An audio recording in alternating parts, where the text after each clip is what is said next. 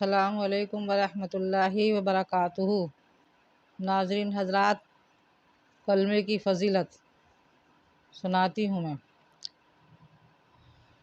نحمد و نصلی علی رسول الکریم، اما بعد، احادیث نبوی ہے یہ۔ اعوذ باللہ من الشیطان الرجیم، بسم اللہ الرحمن الرحیم۔ حضرت ابو ہریرہ رضی اللہ عنہ سے روایت ہے کہ رسول اللہ صلی اللہ علیہ وسلم نے ارشاد فرمایا کہ ایمان کی 70 سے زیادہ شاخیں ہیں، ان میں سب سے افضل شاخ لا الہ الا اللہ کا کہنا ہے، اور ادنا شاخ تکلیف دینے والی چیزوں کا راستے سے ہٹانا ہے، اور حیا ایمان کی ایک اہم شاخ ہے۔ فائدہ: حیا کی حقیقت یہ ہے کہ وہ انسان کو غلط کام سے بچنے پر آمادہ کرتی ہے اور صاحب حق کے حق میں کوتاہی کرنے سے روکتی ہے۔ حضرت ابو بکر رضی اللہ عنہ سے روایت ہے کہ رسول اللہ صلی اللہ علیہ وسلم نے ارشاد فرمایا، جو شخص اس کلمے کو قبول کر لے جس کو میں نے اپنے چچا ابو طالب پر ان کے انتقال کے وقت پیش کیا تھا اور انہوں نے اسے رد کر دیا تھا، وہ کلمہ اس شخص کے لیے نجات کا ذریعہ ہے۔ حضرت ابو ہریرہ رضی اللہ عنہ سے روایت ہے کہ رسول اللہ صلی اللہ علیہ وسلم نے ارشاد فرمایا، اپنے ایمان کو تازہ کرتے رہا کرو۔ عرض کیا گیا، یا رسول اللہ، ہم اپنے ایمان کو کس طرح تازہ کریں؟ ارشاد فرمایا کہ لا الہ الا اللہ کو کثرت سے کہتے رہا کرو۔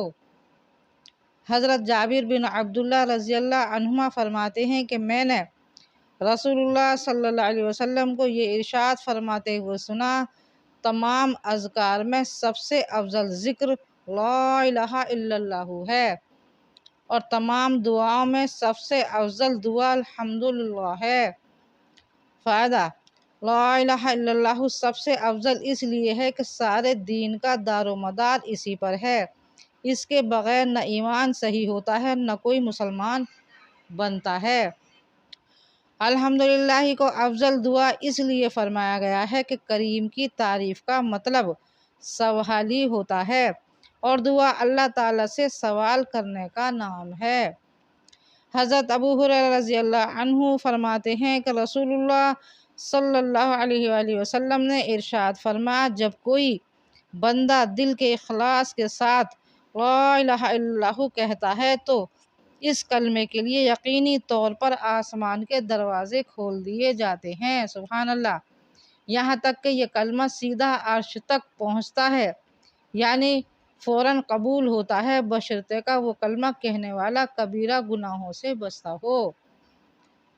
فائدہ: اخلاص کے ساتھ کہنا یہ ہے کہ اس میں ریا اور نفاق نہ ہو۔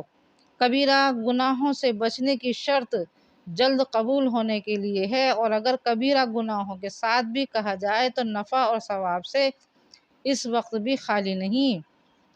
حضرت یعلیہ بن شداد رضی اللہ عنہ فرماتے ہیں کہ میرے والد حضرت شداد رضی اللہ عنہ نے یہ واقعہ بیان فرمایا کہ حضرت عبادہ رضی اللہ عنہ جو کہ اس وقت موجود تھے، اس واقعے کی تصدیق فرمائی کہ ایک مرتبہ ہم لوگ نبی کریم صلی اللہ علیہ وسلم کی خدمت میں حاضر تھے۔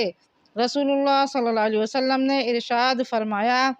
دریافت فرمایا کہ کوئی اجنبی غیر مسلم تو مجمع میں نہیں؟ ہم نے عرض کیا کہ کوئی نہیں۔ ارشاد فرمایا کہ دروازہ بند کر دو۔ اس کے بعد ارشاد فرمایا، ہاتھ اٹھاؤ اور کہو لا الہ الا اللہ۔ ہم نے تھوڑی دیر ہاتھ اٹھائے رکھے اور کلمہ طیبہ پڑھا، پھر آپ نے اپنا ہاتھ نیچے کر لیا، پھر فرمایا، الحمدللہ، اے اللہ، آپ نے مجھے یہ کلمہ دے کر بھیجا ہے، اس کلمے کی تبلیغ کا مجھے حکم فرمایا ہے، اس کلمے پر جنت کا وعدہ فرمایا ہے، آپ وعدہ خلاف نہیں ہیں۔ اس کے بعد رسول اللہ صلی اللہ علیہ وسلم نے فرمایا کہ خوش ہو جاؤ، اللہ تعالیٰ نے تمہاری مغفرت فرما دی، آمین ثم آمین۔ حضرت ابو ذر رضی اللہ عنہ سے روایت ہے کہ نبی کریم صلی اللہ علیہ وسلم نے ارشاد فرمایا کہ جو بندہ لا الہ الا اللہ کہے اور پھر اسی پر اس کی موت آ جائے تو وہ جنت میں ضرور جائے گا۔ میں نے عرض کیا کہ اگرچہ اس نے زنا کیا ہو، اگرچہ اس نے چوری کی ہو؟ آپ صلی اللہ علیہ وسلم نے ارشاد فرمایا کہ ہاں، اگرچہ اس نے زنا کیا ہو، اگرچہ اس نے چوری کی ہو۔ میں نے پھر عرض کیا کہ اگرچہ اس نے زنا کیا ہو، اگرچہ اس نے چوری کی ہو؟ آپ صلی اللہ علیہ وسلم نے ارشاد فرمایا کہ اگرچہ اس نے زنا کیا ہو، اگرچہ اس نے چوری کی ہو۔ میں نے عرض کیا اگرچہ اس نے زنا کیا ہو، اگرچہ اس نے چوری کی ہو؟ تو آپ صلی اللہ علیہ وسلم نے ارشاد فرمایا اگر اس نے زنا کیا ہو، اگرچہ اس نے چوری کی ہو، ابو ذر کے علی الرغم وہ جنت میں ضرور جائے گا۔ اس کے باوجود یعنی وہ جنت میں ضرور جائے گا جس نے یہ کلمہ اخلاص کے ساتھ پڑھا ہوگا۔ حضرت ابو ہریرہ رضی اللہ عنہ روایت کرتے ہیں کہ رسول اللہ صلی اللہ علیہ وسلم نے ارشاد فرمایا کہ جس نے لا الہ الا اللہ کہا، اس کو یہ کلمہ ایک دن یوم قیامت کے دن ضرور فائدہ دے گا، نجات دلائے گا، اگرچہ اس کو کچھ نہ کچھ سزا پہلے بھگتنا پڑے۔ حضرت حذیفہ رضی اللہ عنہ سے روایت ہے کہ رسول اللہ صلی اللہ علیہ وسلم نے ارشاد فرمایا کہ جس طرح کپڑے کے نقش و نگار گھس جاتے ہیں اور مانند پڑ جاتے ہیں، اسی طرح اسلام بھی ایک زمانے میں مانند پڑ جائے گا، یہاں تک کہ کسی شخص کو یہ علم تک نہ رہے گا کہ روزہ کیا چیز ہے، صدقہ، حج کیا چیز ہے۔ ایک شب آئے گی کہ قرآن سینوں سے اٹھا لیا جائے گا اور زمین پر اس کی ایک آیت بھی باقی نہ رہے گی۔ متفرق طور پر کچھ بوڑھے مرد اور کچھ بوڑھی عورتیں رہ جائیں گی جو یہ کہیں گے کہ ہم نے اپنے بزرگوں سے یہ کلمہ لا الہ الا اللہ سنا تھا، اس لیے ہم بھی یہ کلمہ پڑھ لیتے ہیں۔ حضرت حذیفہ رضی اللہ عنہ کے شاگرد وسیلہ نے پوچھا کہ جب انہیں روزہ، صدقہ اور حج کا بھی علم نہ ہوگا تو بھلا صرف یہ کلمہ انہیں کیا فائدہ دے گا؟ تو حضرت حذیفہ رضی اللہ عنہ نے اس کا کوئی جواب نہ دیا، انہوں نے 3 بار یہی سوال دہرایا، ہر بار حضرت حذیفہ رضی اللہ عنہ اعراض کرتے رہے۔ اس کے تیسرے مرتبہ اصرار کے بعد فرمایا کہ صلہ یہ کہ کلمہ ہی ان کو دوزخ سے نجات دلائے گا۔ حضرت عبداللہ بن عمر رضی اللہ عنہما سے روایت ہے کہ رسول اللہ صلی اللہ علیہ وسلم نے ارشاد فرمایا کہ تمہیں وہ وصیت نہ بتاؤں جو حضرت نوح علیہ السلام نے اپنے بیٹے کو کی تھی؟ صحابہ رضی اللہ عنہ نے عرض کیا ضرور بتائیں، تو ارشاد فرمایا کہ حضرت نوح رضی اللہ عنہ نے اپنے بیٹے کو وصیت میں فرمایا کہ میرے بیٹے، تم کو 2 کام کرنے کی وصیت کرتا ہوں اور 2 کاموں سے روکتا ہوں۔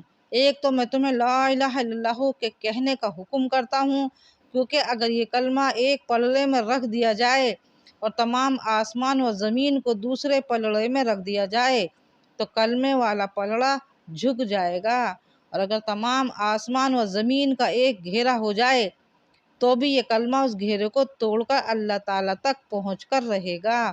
سبحان اللہ۔ دوسری چیز جس کا حکم دیتا ہوں کہ سبحان اللہ العظیم و بحمدہ کا پڑھنا ہے، کیونکہ یہ تمام مخلوق کی عبادت ہے اور اس کی برکت سے مخلوق کو روزی دی جاتی ہے۔ اور میں تم کو 2 باتوں سے روکتا ہوں، شرک سے اور تکبر سے، کیونکہ یہ دونوں برائیاں بندے کو اللہ تعالیٰ سے دور کرتی ہیں۔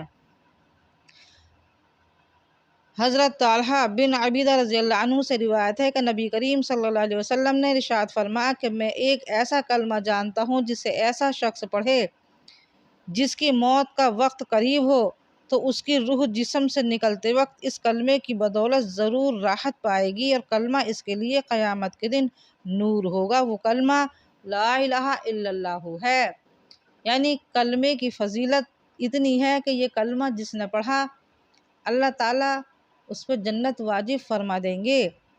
حضرت انس رضی اللہ عنہ سے روایت ہے کہ رسول اللہ صلی اللہ علیہ وسلم نے ارشاد فرمایا کہ ہر وہ شخص جہنم سے نکلے گا جس نے لا الہ الا اللہ کہا ہوگا، اس کے دل میں ایک جوں کے وزن کے برابر بھی بھلائی ہوگی، یعنی ایمان ہوگا۔ پھر ہر وہ شخص جہنم سے نکلے گا جس نے لا الہ الا اللہ کہا ہوگا اور اس کے دل میں گندم کے دانے کے برابر بھی خیر ہوگی، یعنی ایمان ہوگا۔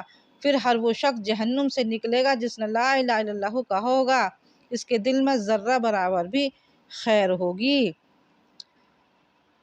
حضرت مقداد بن اسود رضی اللہ عنہ فرماتے ہیں کہ میں نے نبی کریم صلی اللہ علیہ وسلم کو یہ ارشاد فرماتے ہوئے سنا کہ روئے زمین پر کسی شہر، گاؤں، صحرا کا کوئی گھر یا خیمہ ایسا باقی نہیں رہے گا جہاں اللہ تعالیٰ اسلام کے کلمے کو داخل نہ فرما دیں۔